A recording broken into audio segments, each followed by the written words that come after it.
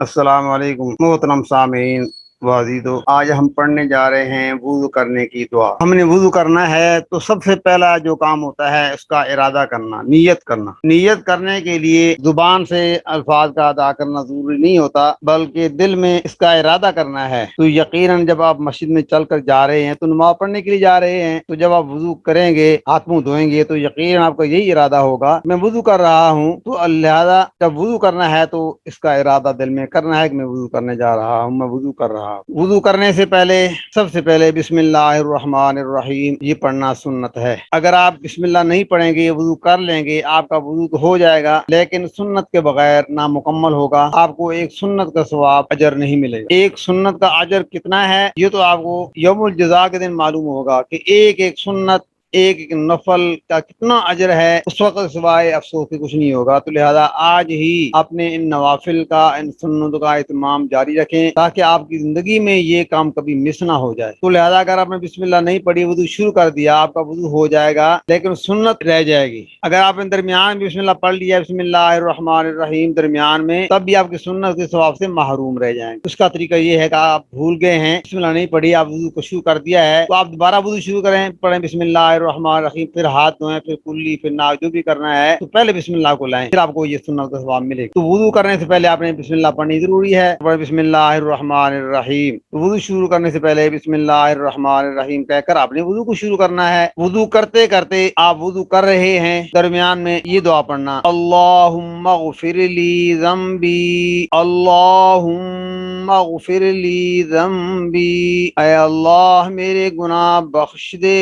ووسع لی فی داری، اور میرے گھر میں وسعت دے، یعنی قبر مراد ہے، یعنی میری قبر کو کشادہ کر دے، وبارک لی فی رزقی، اور میرے لیے میرے رزق میں برکت عطا فرما، اللہم اغفر لی ذنبی ووسع لی فی داری وبارک لی فی رزقی۔ یہ وضو کے درمیان میں اپنے یہ دعا پڑھنی ہے۔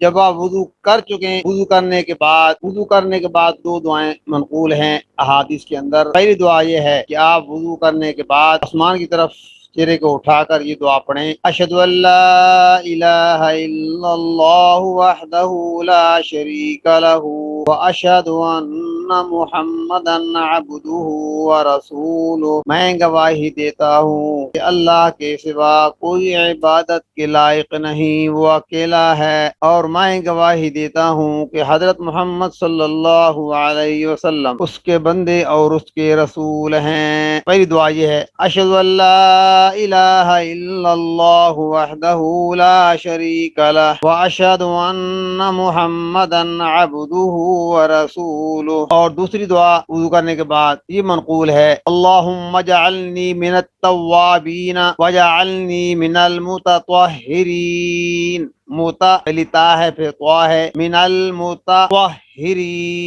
اللہم اجعلنی من التوابین وجعلنی من المتطہرین، اے اللہ مجھ کو توبہ کرنے والوں میں سے بنا دے، اور اے اللہ مجھ کو پاکی حاصل کرنے والوں میں مجھے بنا دے، اللہم اجعلنی من التوابین وجعلنی من المتطہرین۔ اللہ تبارک و تعالی ہمیں اپنے محبوب کی ہر ارادا پر عمل کرنے کی توفیق عطا فرما اور ہمیں پکا اور سچا مسلمان بنا۔ السلام علیکم۔ امید ہے آپ کو ہمارا یہ سبق اچھا لگا ہوگا۔ آپ ہمارے چینل کو سبسکرائب بھی کریں، لائک کریں، شیئر کریں تاکہ ہمارے ہر آنے والا جو لیسن ہے آپ تک پر وقت پہنچتا رہے اور آپ لوگوں تک پہنچاتے رہیں۔ السلام علیکم۔